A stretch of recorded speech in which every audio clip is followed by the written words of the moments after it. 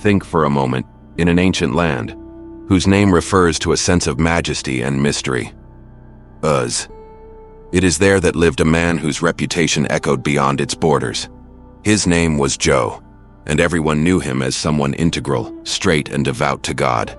In that scenario, without technology, without social networks or big cities, the word spread through the caravans that crossed commercial routes. Joe is the greatest of all the Orientals. He had thousands of sheep, thousands of camels, hundreds of oxen and donkeys, and many servants helped him on a daily basis. More than his fortune, many admired the zeal with which he approached God. At each end of his children's parties, Joe ordered them to be sanctified and offered holocausts for each one, for he feared that in the heat of joy they would sin or curse God within them. This attitude revealed a vigilant heart, someone who understood that blessings did not mean omission of holiness. Until then, Joe lived surrounded by comfort, with the large family gathered at full tables, and a visible peace hovered over his house. One day, however, something happened that transcended human understanding. In heaven, a single scene, and at the same time powerful, unfolded. The children of God appeared before the Most High. Among them arose Satan, the accuser. He looked at Joe, the respected figure on earth, and sentenced her. Did Joe fear God for no reason? Did you not surround him with protection, ridding him of evils and filling his house with blessings? We will take these blessings and see if his fidelity will resist. The accusation soared in the heavenly air. God, in his sovereignty, allowed Satan to have access to Joe's heritage and family, but left his person intact. This divine permission was not ignored, but because the Creator, in his wisdom, knew the true character of Joe, and knew that even the deepest pain would not shake the genuine faith of that faithful servant. Meanwhile, on earth, Joe lived his daily life. He may not even suspect the celestial treatises, for his heart was turned to God and the prosperity of his family. The routine followed normally until one day, messengers began to arrive at his tent, bringing devastating news. The first reported that the Sabbateans had attacked and taken the whole herd of oxen and donkeys, killing the servants with a sword. Joe, shaken, remained silent, but before even assimilating the loss, another servant ran in to announce that divine fire had come down from heaven and consumed the sheep and more servants. The heat of that arid ground witnessed tears that Joe held for himself. There was still not enough time for the ashes to settle, and the third messenger arose, saying that camels had been surrounded by Chaldeans and their slain servants mercilessly. Joe felt the weight of the tears in every word heard. And finally, the fourth messenger arrived, suffocating, announcing that a great tornado, coming from the desert, would knock down the house where his sons and daughters gathered at the time of the feast. The collapse of the pillars buried them all, and none survived.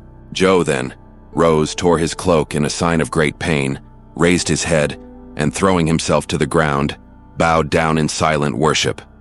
With a heavy voice he confessed, "I have come out of my mother's womb. I will become naked. The Lord gave. The Lord took. Blessed be the name of the Lord."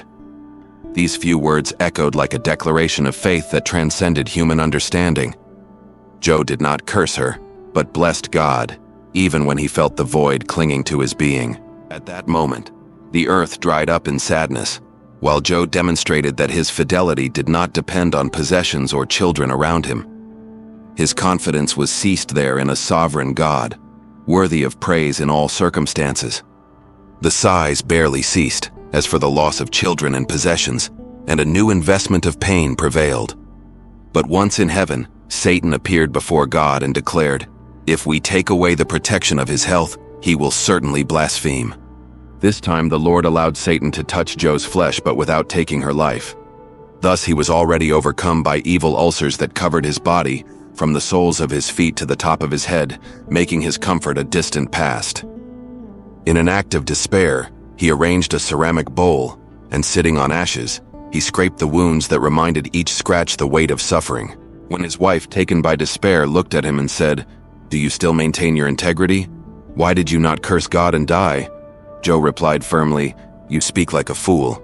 We receive God's good and we would not receive evil? So he continued to sustain his integrity, refusing to attribute to God's wrath each arrow of pain, understanding that only the Most High could determine the extent and purpose of his afflictions.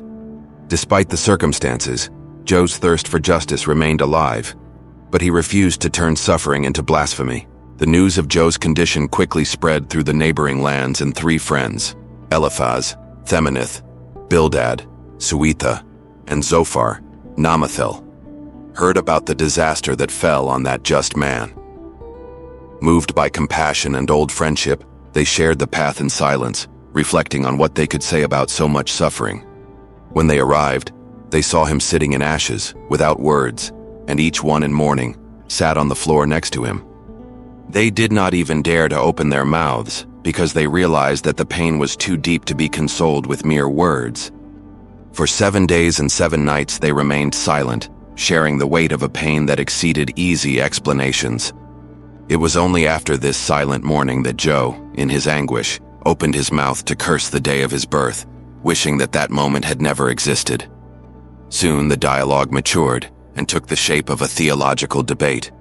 Eliphaz, with a soft voice and a logic that seemed unbreakable, suggested that all suffering derives from some guilt hidden in the intimate.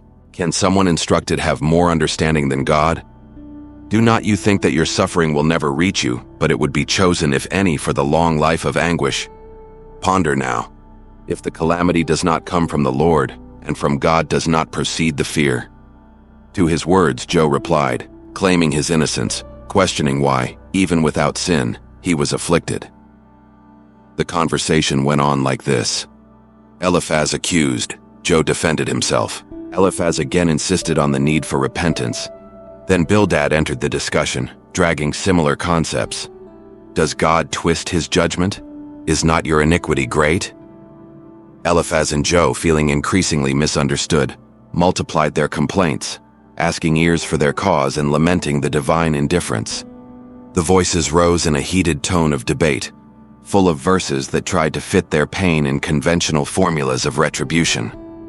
If you are pure, he will be attentive to you and, looking at you with pleasure, restore the abode of your justice. Joe, in turn, denied having made any mistake that justified such persecution. And in the end, when Zophar, the most incisive, entered the debate, accused Joe of talking too much and hiding deep sins, suggesting an immediate confession, Joe, lacerated in his heart, felt the weight of the false accusation and longed for a mediator between him and God, someone who would explain directly the reason for his wounds. In the midst of the words, the outburst echoed, "Ah, who would give me an expiatory body? Who would take his hand over me, the human intercessor between me and the Almighty? For it changes his anger, so that it does not consume me. It would hurt me little. He would then take his hand away, and there would be a slight shadow for me, before his face turned against me again." It was the expression of one who felt abandoned, without understanding, but who still held hope that God had heard his cry. However, during all that debate of friends, a fundamental question emerged. Do men, when judging God's plans, have a superior understanding? The accusations repeated an old concept that the righteous would never suffer, that the divine blessing was the guarantee of prosperity and health, while the pain was the unequivocal sign of guilt. Joe's conviction challenged this reasoning. He knew his integrity. He remembered how many times he faithfully turned to God. He felt, however, that God was silent before his complaints, and the anguish of not receiving an answer became more and more unbearable. Until one day, in the midst of a whirlwind of questions, a fourth character entered the scene. Elihu, a young man who heard the words of Joe and his 3 friends and was angry. He considered that someone's age does not guarantee wisdom, and so he decided to take the floor. His message, however, continued to reinforce the thesis that God uses suffering to correct and instruct man, reviving fear of the Lord. Even so, Joe did not see clarity in Elihu's words and continued to cry, "My pain is incurable. My days are faster than a runner. I got to the end before I got to the taste of the target. Remind me how much I have to live. Like a warrior, I am cut by the day of evil." In the middle lines, Joe revealed a universal truth to pain. When he misunderstood, he could lead the human heart to doubt himself, to wonder if he really serves God, or if his fidelity was only the result of favorable circumstances. Finally, God, who until then remained silent, decided to break the veil and speak directly to Joe. From the middle of a whirlwind, a powerful and majestic voice arose, like a thunderbolt that shook the heavens to the earth. God began with rhetorical questions that at first glance seemed incoherent. Who is this who covers the council with words without understanding? Where were you when I founded the earth? Say, if you have intelligence, about whom your foundation began, or who spread over it the cornerstone, when the stars of the morning together happily sang and all the children of God bragged of pleasure? Little by little, the divine discourse unfolded in descriptions of creation that highlighted the smallness of the human being before the mountains, the unknown seas, and the creatures that wander through the secrets of the abysses. God asked if Joe could catch the lion in his cage, if he could feed the crow, or frighten the roar of Leviathan. Each question sounded like a mirror in front of Joe, reflecting how limited human understanding was to encompass the divine purposes in the intricate web of creation. While God spoke, Joe remained silent, absorbing each word as if the wind had taken his ego away, leaving him face to face with the creative majesty. The feeling that permeated his heart was of reverential bewilderment and fear. He understood that his suffering, even being hard, was inserted into a much greater context, engraved in the very core of divine wisdom. It was at this moment that the needs of logical explanation gave way to the recognition that there were many hidden values in the heart of God that exceeded any human reasoning. Joe then bowed before the one who knows everything, confessing that he spoke of what he did not understand, that he pronounced words without knowledge. The man, before taken by pain and by the demand for justice, experienced a deep turn. His complaint turned into silent worship. After this divine dialogue, something extraordinary happened. God, turning to Eliphaz, Bildad, and Zophar, declared that his words did not reflect the truth about the divine character. It had been Joe, and not them, who spoke correctly. For this reason, he sent them to offer them sacrifices and ordered Joe to intercede for the friends. The story would almost culminate in tragedy for those three men who judged with presumption. But Joe, even shaken, accepted the role of intercessor. He raised his hands to the Lord and pleaded for mercy on those lives that had been entangled in rigid concepts of divine retribution. And when Joe prayed for the friends, the Lord heard him, forgave the mistakes of the three, and ceased the calamity that hovered over them. For Joe, the reward for perseverance and unwavering faith was as surprising as his approval had been painful. God doubled everything he had. The fields before full of sheep gained 14,000 heads. The number of camels rose to 6,000. The number of oxen became 1,000. And the flock of donkeys reached 1,000 equally. In addition to the material good, his lineage was restored. He had 7 more sons and 3 daughters. Their beauty was such that not even the daughters of Mesopotamia were comparable. His days of anguish ceased, and Joe lived 140 years, contemplating up to 3 generations of his descendants. He died satisfied with his life, leaving a lasting legacy of faith that transcended the limits of his land and his time. When we reflect on this trajectory, some truths emerge like lit lamps in the darkness of pain. First, we discover that suffering is not necessarily a sign of punishment for a specific guilt. Joe, described from the beginning as whole, suffered for reasons that escape human knowledge. Second, the narrative teaches that the sovereignty of God extends to all areas of creation: oceans, constellations, wild animals, and even the world of the dead. If God sustains the life of each bird and knows the ways of Leviathan, the more he knows and leads the life of his children. This perception deconstructs the simplistic belief that the righteous never suffers. The third lesson calls each believer to give up the pride of thinking that he fully understands the divine design. Through God's resounding words, through the whirlwind, John learned that there were huge gaps between human knowledge and divine wisdom.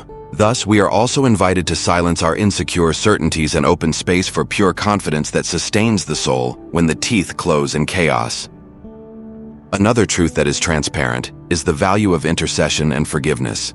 Joe, when he cried for forgiveness of the friends who accused him, experienced the restorative intervention of God. How many times we in our communities let the lack of forgiveness and pride in judging prevent the restorative action of the Lord? Joe shows us that praying for others, even for those who offended us, is a powerful path of reconciliation. In addition, we learn that true compassion is not measured only in words, but in presence. Joe's friends, even if they did not understand the depth of the divine mystery, were able to comfort him in silence, sitting by his side in the ashes. There are moments when nothing said relieves pain. In these moments, the gesture of simply being together already translates the love that heals. For the practical life of each Christian, Joe's story echoes as an invitation to perseverance in faith. Even when there are no immediate answers, we live in times of frightening medical diagnoses, financial crises, family conflicts, political uncertainties. In the midst of all this, Joe's voice echoes, "Even if he kills me, I will wait for him." This statement is not an appeal to seek suffering for free, but a demonstration of faith that finds shelter in the character of God above adverse circumstances. Trusting God implies recognizing that He does good to those who love Him. Romans 8:28. Even if we can't always see how, there is a benevolent purpose behind the trials. The Lord, when shaking the glass, seeks to extract impurities from us, refine our confidence, and shape our character like Christ. So when someone close goes through a crisis, let's not be quick to attribute the cause to hidden sin or recite simplistic formulas of retribution. It would still be better to sit with him in silence, as Eliphaz, Bildad, and Zophar did in the first 7 days. May the words of comfort not be mere repetitions of human assumptions, but authentic expressions of compassion, and above all that we seek the Lord in prayer, interceding for those who suffer, and asking that He reveal at the right time the meaning of each tear. For as Joe, one day we will see with our eyes those who act without understanding, and then we will be humiliated before the divine majesty, recognizing that He leads the universe with wisdom that we could never encompass. When Joe prostrated himself in the dust, he confessed that he spoke of what he did not understand, but also experienced forgiveness and the restoration of God, who in His infinite mercy returned him twice all that he had lost. This restoration was not given only to prove that God is just, but to reveal that even in the ashes of pain, a garden of hope can arise. And if today you find yourself immersed in the bitter dust of disappointment, remember Joe. Fidelity to God does not depend on clear answers, but on a heart that recognizes that He always acts for our eternal good. We remain then firm, crying out like Joe in our darkest moments, "O God, if you have pleasure in my heart, listen to me, answer me, even if the storms rush around, that we may echo your challenging faith. Even if you do not understand, I will trust. Even if everything is taken away, I will praise." And at the end of each trial, may the restoration of the Lord involve us with multiplied grace, showing that behind each sincere tear, there is a divine purpose that infuses redemption, character, and unwavering hope. And if these words touched your heart, share here in the comments an amen and tell how God has operated in your trials. Your life can be the echo of Joe's testimony, showing that in the depths of despair, the seed of an even more authentic may God bless us, strengthen us in faith, and help us to persevere, always remembering, even in the darkest nights, the Son of Justice must break the horizon. Amen.